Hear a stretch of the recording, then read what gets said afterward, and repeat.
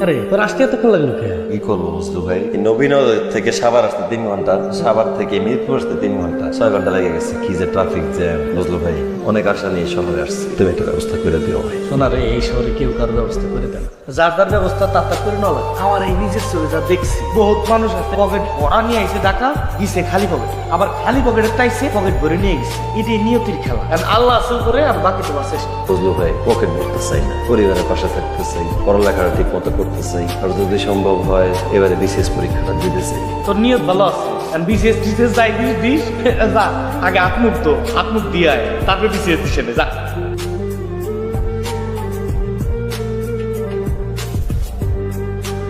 আমার মেয়ে ক্লাস 4-এ পড়ে, ওর অলরেডি 3টা টিচার আছে, তবে ম্যাথের যে টিচারটা সেই দাঁড়িয়ে ভালো পড়াচ্ছে না। ফাইনাল এক্সামে ও ম্যাথে 100-তে 96 পেয়েছে। ভাবতে পারে 4 নাম্বার কম, সেজন্য ওনাকে বাদ দিয়ে দিয়েছি। জি, বুঝতে পেরেছি। আপনার মেয়ে এখন কোথায় আছে? ওর রুমে লেখাপড়া হচ্ছে। কিন্তু টিচার, স্কুল, এরপর নিজের পড়ালেখা, আপনার মেয়ে খেলাধুলোর সময় পায় কখন? একটা ছোট মানুষের তো মানসিক বিকাশ হওয়ার জন্য খেলাধুলো করা খুব প্রয়োজন। আর খেলাধুলা, তবে হ্যাঁ মাঝে মধ্যে মোবাইলে গেমস খেলে, এই আর কি। আর এখন যে পড়ালেখার যে চাপ, খেলাধুলার সময় কই। আচ্ছা যাই হোক, আপনি কোন বিশ্ববিদ্যালয় থেকে ম্যাথে মাস্টার্স করেছেন? জি, আমি কেশবপুর জাতীয় বিশ্ববিদ্যালয় থেকে রাষ্ট্রবিজ্ঞান অনার্স করেছি। তবে স্টুডেন্ট পড়ানোর অভ্যাস আমার আছে। আমাদের এলাকায় পথকলি কোচিং সেন্টারে আমি ক্লাস 9-10 স্টুডেন্টদেরকে ম্যাথ করাই। বলেন কি, আপনি ম্যাথের স্টুডেন্ট না? জি না। স্যারের মাথা ঠিক আছে, আমি আমার মেয়েকে রাষ্ট্রবিজ্ঞানের স্টুডেন্ট দিয়ে পড়াবো। আমার মেয়ের জন্য ম্যাথের টিচার দরকার, কোনো রাষ্ট্রবিজ্ঞানের স্টুডেন্ট দিয়ে আমি আমার মেয়েকে পড়াবো না। আপনি প্লিজ আসতে পারেন। কিন্তু ম্যাম, আমি তো 4th গ্রেডের ম্যাথ করাতে পারবো। আপনি প্লিজ আসেন, আমি সোহাগ স্যারের সাথে কথা বলে নিব।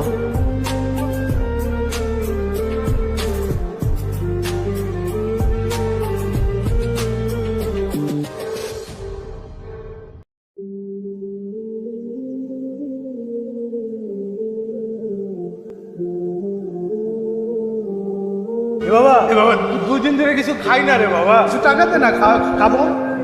আচ্ছা, আমিও না খাওয়া। আচ্ছা, এই 50 টাকাই আছে, চলেন দুজনে মিলে কিছু খাই। আমি আর আপনি। হ্যাঁ। মানে কি অদ্ভুত না, নিজের কাছে টাকা নাই অথচ অন্য আরেকটা মানুষকে নিয়ে যাচ্ছে খাওয়ানোর জন্য। খুবই অবাক হলাম। চল যাই। কি রে, একটু হতাশা মনে হচ্ছে। বুঝলো ভাই, হতাশ না হয়ে কি করবো, টিউশনিও পাইতেছি না, পাইলে নিজের যোগ্য প্রমাণ করতে পারতেছি। স্বাভাবিক না, যে শহরে ছাত্রতে শিক্ষক বেশি, এই সমস্যা তুমি। আচ্ছা তাহলে তুই কি করবি, দেশে চলে যাবি? হ্যাঁ তাহলে যা। আমাদের লাগে কোনো চিন্তা করিস না। আর একটা কথা মনে রাখিস, খালাম আকার যত্ন এটা রাখুন না কেন, সূর্যের আলো দেখা যায়, তুই একদিন সূর্যের আলো জ্বালাবি। মা, তোমার শরীরটা তো ভালো না, তুমি ঘরে গিয়ে বিশ্রাম করো। তোমার কথা আমার সবসময় মনে থাকে। বাজান রে, এই যে মায়ের মন কয়, তুই অনেক বড় রে বা, অনেক বড় রে। মাই ঠিক কইছে ভাইজান, তোমার এখানে অনেক বড় মামলা, যাতে আমগো গ্রামে সবাই কয় দেখ গবরে পদ্ম ফুটছে। সেই ফুলের সুবাতাস যেন ও গ্রামের সব মানুষে পায়। আমিও গর্বে বুক ফুলে বলতে পারি আমার ফুল অনেক বড় হয়েছে। হ্যাঁ বাবা। বাবা, তুমি কখনো আমাদের অভাব বুঝতে দাও না। তুমি আমার কাছে পৃথিবীর শ্রেষ্ঠ। তোমার জন্য হইলেও আমরা বড় হইতেই হইব। শুধু দোয়া করো। আসি আমি। বাজান বাজান তুমি সরকারে থাকি পারো। বাসের সময় হয়ে গেছে, চল। কাঁদতেছো কেন বাবা? পুরো সারা তো জীবনে পড়বো থাকি নাই রে বাবা, আমি সেই জন্য কাঁদতেছি। তুই বড় রেগি নেয়ার লাগিয়া বড় শহরে যাইতেছিস, আমি কি পারবো বাবা? কেন পারবি না? অবশ্যই পারবি। একটা কথা মনে রাখবি, তুই যেখানেই থাকিস না কেন, বাপের ছায়া তোর সাথেই থাকবে। ভয় লাগে? ভয়ের কিছু নেই। আমি সারাটা জীবন মানুষের জমি নিয়ে বর্গা করে খাইছি, কোনদিন লেখাপড়া শিখিনি। তোর দাদাও চাষবাস করে সংসার চালাইছে, আর তুই আজ বড় শহরে যাইতেছিস বড় ডিগ্রি নিতে। কোনো ভয় পাবি না বাবা, যত ভয় পাবি পিছিয়ে যাবি, সাহস করবি, আগায় যাবি। হ্যাঁ বাবা, তুমি আমার সাথে বাস স্ট্যান্ডে যাও না, আমার খারাপ লাগবে। তুমি আমার এই হেলিয়ে বিদায় করো।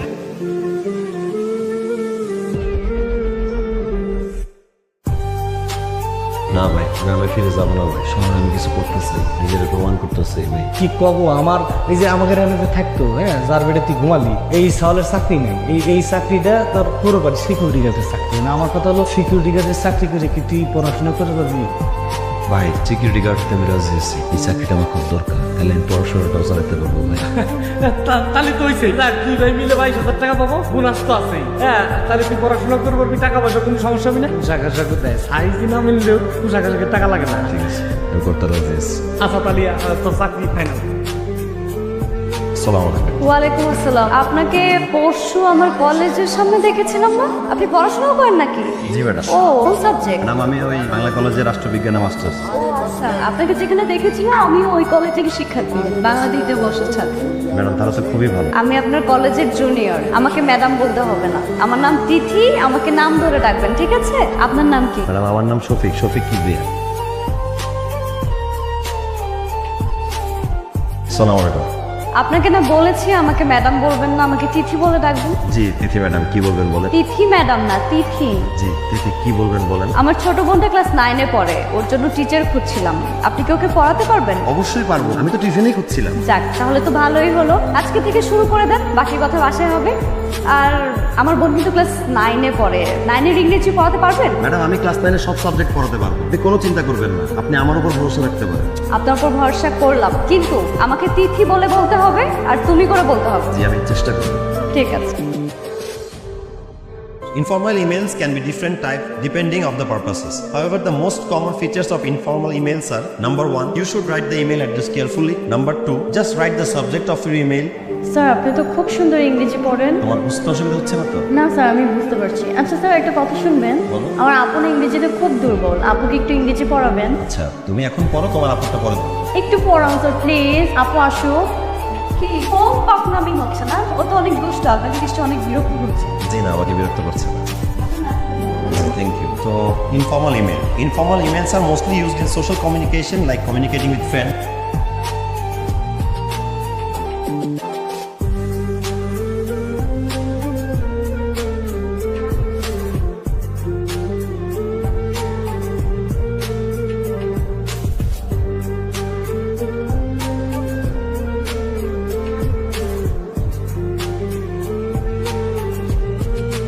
অনেকক্ষণ ধরে তো না না বলছেন, এখন আমি আপনাকে একটা শার্ট গিফট করবো, সেটা আপনাকে নিতেই হবে। আপনি আমাকে গিফট দিতে চাচ্ছেন সেটা ঠিক আছে, কিন্তু আমি তো আপনাকে গিফট দিতে পারবো না। আমার তো কোনো গিফটের প্রয়োজনই নেই। আপনি ভাইবাতে চান্স পেলে আমার সব থেকে ভালো গিফটটা পাওয়া হয়ে যাবে। আর আপনি যেহেতু ভাইবাতে যাবেন, আই থিঙ্ক আপনাকে হোয়াইটটাতে বেশি ভালো লাগবে, তাই না? ও, আপনাকে একটা কথা বলার ছিল। জি বলেন। না থাক, এখন না বলি। যে কথাটা বলার জন্য 1.5 বছর যাবত অপেক্ষা করেছি, সেটা পরেই বলি।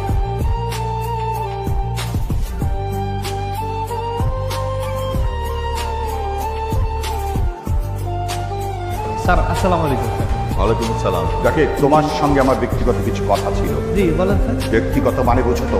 স্যার স্যার আমার কোনো ভুল কি হয়েছে নাকি স্যার? ভুল তুমি করনি, ভুল করেছে তোমার এলাকার ছোট ভাই কিবরিয়া। স্যার কি ভুল করছে স্যার? অমর মেয়েকে নিয়ে আমি আর বলতে পারছি না, তাকে জানিয়ে দিও ভাই কিভাবে চলতে হয় সেটা যেন সে আগে শিখে নেয়। শুধুমাত্র আমার মেয়ের মান সম্মানের দিকে তাকিয়ে আর আমার মান সম্মানের দিকে তাকিয়ে আমি এই মুহূর্তে ওকে কিছু বলছি না। আমি চাইলেই আজকে বাড়িওয়ালাকে বলে ওর চাকরিটা আমি নট করে দিতে পারি, কিন্তু আমি সেটা করছি না। স্যার কিছু মনে করেন না, একটা কথা কই স্যার, বয়স কম তো স্যার, আর ছেলেরা খুবই মেধাবী, তার মধ্যে ক্ষতি টতি না হয় স্যার, একটু দেখেন স্যার। শুধুমাত্র তোমার দিকে তাকিয়ে আমি কিছু বলছি না, কিন্তু তুমি বিষয়টা যদি হ্যান্ডেল না করতে পারো আমাকে অবশ্যই হ্যান্ডেল করতে হবে। না অবশ্যই স্যার, আমি নিজে এটা ব্যবস্থা নিতেছি, আপনি কোনো চিন্তা করেন না। একটা কথা জানিয়ে দিবে ওকে, জানো আমার বাড়ির আশপাশে কিংবা এলাকা সীমানায় না যেন না দেখি। বুঝলো ভাই, কি এমন গোপন কথা যে আমার টাকা লাগলো? আজকে তো তোর চাকরিও নাই, টিউশনই নাই, এই বাসাও থাকতে পারবি না। শেষ। কিন্তু বুঝলো ভাই, আমার অপরাধটা কি? তুই কি? তুই একটা দারোয়ান, তোর বাপ এখনো মানসির জমি নিয়ে বর্গা চাষ করে, আর এই বিল্ডিং এর ফ্ল্যাটের মালিকের মেয়ের সাথে যাও তুমি শপিং করবেন না? ফালতু কনকার। আরে তো কই যে এটা কত বড়, হ্যাঁ? তুই ডিগ্রি দিবে রাখিস না? আমাদের গ্রামে একটা ডিগ্রি পাস করে আর তুই বিসিএস এ টিকছিস। 14 গ্রামে এরকম একজন আছে নাই? আর এই জায়গা তুই বিসিএস এ টিকছিস। তোর বাপের কথা ভাবছিস, তোর মার কথা ভাবছিস, একটাবার জন্য কি গ্রামবাসীর কথা ভাবছিস? এখন যদি তোর কোনো ক্ষতি হয়, এটা দায়ভার কার? হ্যাঁ, কার দায়ভার কার? তুমি কোনো চিন্তা করি না বুঝলো, আমি এই বাসা ছেড়ে চলে যাবো। তোমার চোখের সামনে কমেন্ট করতে চাই না বুঝলো। হ্যাঁ, অপরাধ করছিস না? চলে তো যাবি, যা চলে যা, তোর সব যে দিক যায় তুই চলে যা বাইরে। তোর যে লক্ষ্য, এই লক্ষ্যের থেকে কোনো জায়গায় তোর ইচ্ছা শোনা। দেখ তোর দিকে কিন্তু মেলা মানুষ, আমাদের পুরো গ্রামের লোক টাকা রয়েছে, তোর কি যে সব নিয়ে দাঁড়িয়ে আছিস ওই সব শিখতে পারি। নিজের যত্ন নেবেন, খাওয়া দাওয়া করবেন ঠিক মতো। সবসময় তো আর শুধু পড়ালেখা করলেই হবে না। আজকের পরে আপনার সাথে আমার আর দেখা হবে না। 18 তারিখ আমার বিয়ের দিনে হাজবেন্ডের সাথে জানি চলে যাব। আপনার বিজনেসের ভাইবার রেজাল্টটা দিলে যদি আপনি টিকে যান, ফেসবুকে একটা স্ট্যাটাস দিন, আমি দেখে নেব। ও আপনার তো ফেসবুক অ্যাকাউন্ট নাই, তাহলে আমাকে একটা ফোন দিন।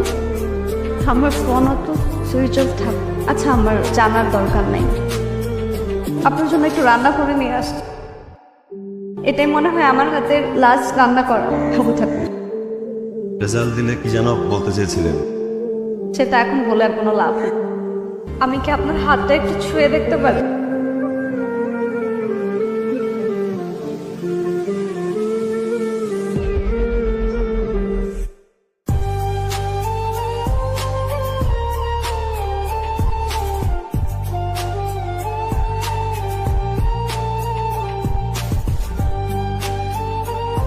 হ্যালো স্যার, আমার আব্বা।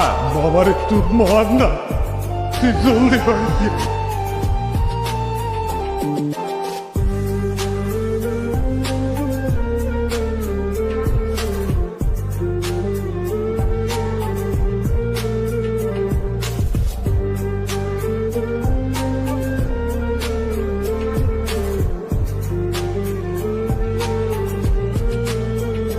আই জি বলেন। ভাই আজকে তো পিসিএস এর রেজাল্ট দিছিল, একটা মেয়ের নাম্বার কি মিনায় দেখবেন? হ্যাঁ হ্যাঁ অবশ্যই বলেন, রোল নাম্বারটা বলেন। ভাই এই রোল তো পরীক্ষায় উত্তীর্ণ হয়েছে ভাই, এই রোল নাম্বারটা আমার। বলেন কি? প্রিয় ভাই ও বোনেরা, আমাদের এই যাত্রী ভাই বিসিএস পরীক্ষায় উত্তীর্ণ হয়েছে। সে একজন বিসিএস ক্যাডার হয়েছে। সবাই তার জন্য করে জানি।